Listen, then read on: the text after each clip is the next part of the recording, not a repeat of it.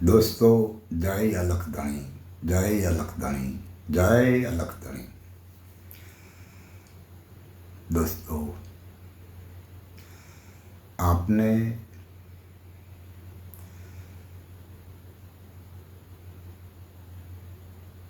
મારી આ વાત જે મારા ગજવાની વાત નથી કરતો. હું તો વાત જે રજૂ કરું છું એ આપણા મહાપુરુષોએ રજૂ કરેલી વાત આપ સમક્ષ દોહરાવું છું બીજી વાર. અને એમાં કદાચ કોઈને સટકું લાગી જાય અને એ ચટકાની અંદર જો સમજાય જાય તો જીવન સાર્થક થઈ જાય. અને જો ચટકું લાગી જાય અને ભાવનાઓ એની જાગી જાય, જય સંત ચરણમાં જઈ અને નમી જાય, એટલે દુનિયાની કોઈ તાકાત એને નિજ ભૂમિએ જવા માટે રોકી ન શકે. અને જે વાત આપણા મહાપુરુષોએ કરી છે, જે વાત મનુવાદીઓની વિચારધારાથી વિમુખ છે. કારણ મનુવાદીઓની જે વિચારધારા છે એ લોકોને લૂંટવા માટેની, લોકોને પોતાના હિત માટે એક વાડામાં બંધ કરી દેવા જેવી વાત છે. પરંતુ ભારતના સંતોએ, મહાપુરુષોએ કોઈ એક જગ્યાએ બેસી રહેવું, એક જગ્યાએ કોઈ કહે અને માની લેવું એવી વાત નથી કરી. જે 33 કરોડની વાત છે એ મહાપુરુષોએ બહુ સ્પષ્ટ વર્ણવી છે કે 33 માઇલો નર ને તૂટે. આ કુડિયા ભલે ને બધું જ્ઞાન કથે, પણ એ 33 માઇલો જે નર છે ને એ તૂટશે નહીં. 33 માઇલો જે પુરુષ છે એ ન તૂટે. હવે અહીંયા 33 માઇલો પુરુષની વાત કરી છે, 33 કરોડ વાળી વાત નથી. હવે 33 માઇલો કોણ, 33 કેમ? 5 તત્વ, 3 ગુણ અને 25 પ્રકૃતિઓ મળીને 33 થાય. પણ આ 33ને સામેલ કરાવી અને એનું આખું વર્ચસ્વ વિશ્વમાં ફેલાવ્યું એવો એક તત્વ જેને મહાપુરુષોએ કોઈએ પુરુષ કીધો છે, કોઈ શબ્દસાર કીધો છે, કોઈ ગોલોકધામનો વાસી કીધો છે, કોઈ સતલોકનો વાસી કીધો છે, કોઈ નિજ ભૂમિકાનો માલિક કીધો છે. આ બધું જેને જે ગમ્યું, જેને જે લાગ્યું, જેને જે સ્વીકાર્યું એવા એના નામ આપ્યા છે. પણ આપણે એનો અનુભવ કરવો પડે.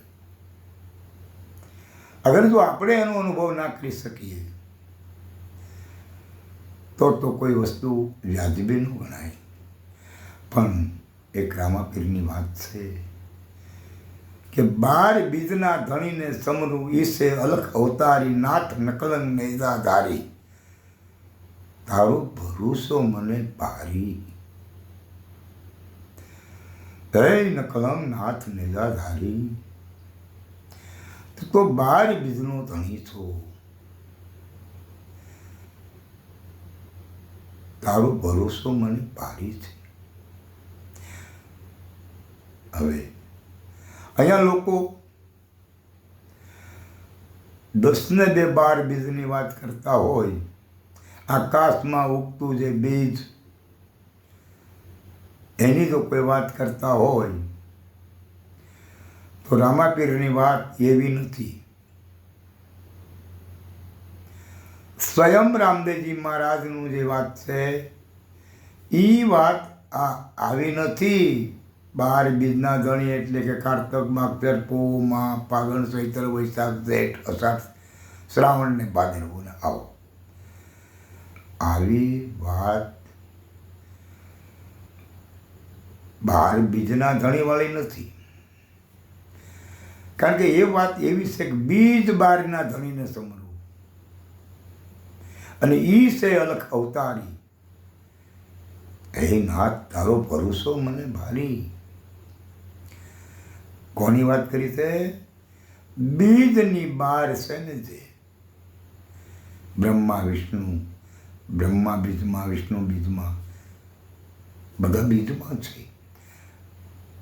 બીજ 12 નથી, પણ જે બીજ 12 છે એ સ્વયં છે. એટલે बीज बाहर नो धणी, आ तमाम रौनक जे रही वो बीज के अधीन है.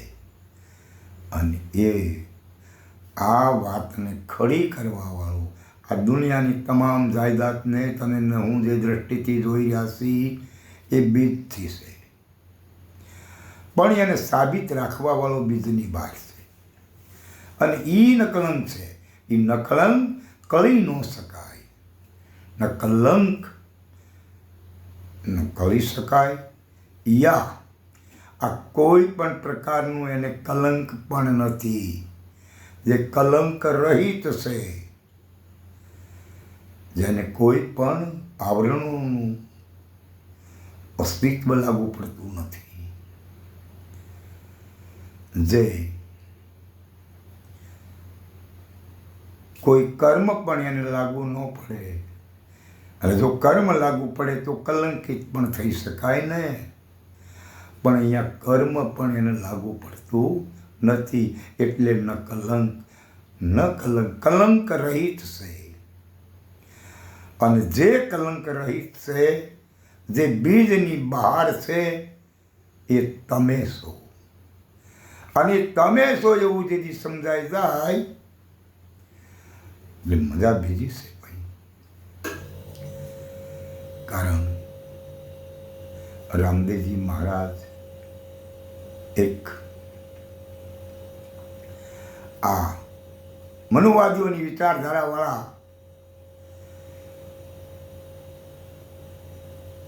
લોકોને કહે છે, બહુ સરસ વાત કરે છે. પૂછું પૂરા હે પંડિતોને પૂછું પૂરા, સાધ સંન્યાસી કહો યામાં નિજના હે ગુરુ કોણ. રામદેવજી મહારાજ સાત સંન્યાસીઓને કહે છે કે પૂછું પૂરા પંડિતો, પૂછું પૂરા પુરાણીઓ, પૂછું સાત સંન્યાસીઓ, કહો આમાં નિજના ગુરુ કોણ છે.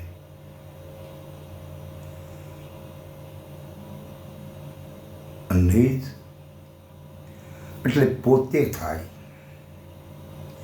તમારા પોતાના ગુરુ કોણ છે? એ શરીરના ગુરુ નહીં. કાન ફૂંકાવી અને કંઠી બંધાવી વો ગુરુ નહીં. ફિર ભી એ શરીર કોઈ પણ હોય એનો ગુરુ પણ નહીં, પણ તમારા ગુરુ કોણ?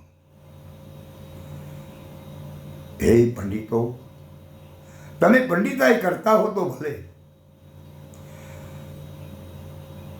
પુરાણ તમે વાંચતા હો પુરાણી બની તો પણ ભલે,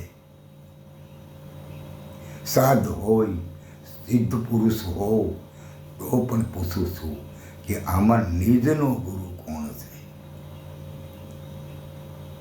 અને જેને નિજ ગુરુ સમજાય કોઈ સમજાવનાર જે છે ને એ નિજ તત્વથી પર છે. અને આ ભૂમિકા દેવી મને તમને કોઈ મહાપુરુષ મળીને સમજાવી દઈએ તો જીવન ધન્ય બની જાય. માટે સાચી વાતને સમજવી એ જરૂરી છે. જય અલખધણી, જય અલખધણી, જય અલખધણી.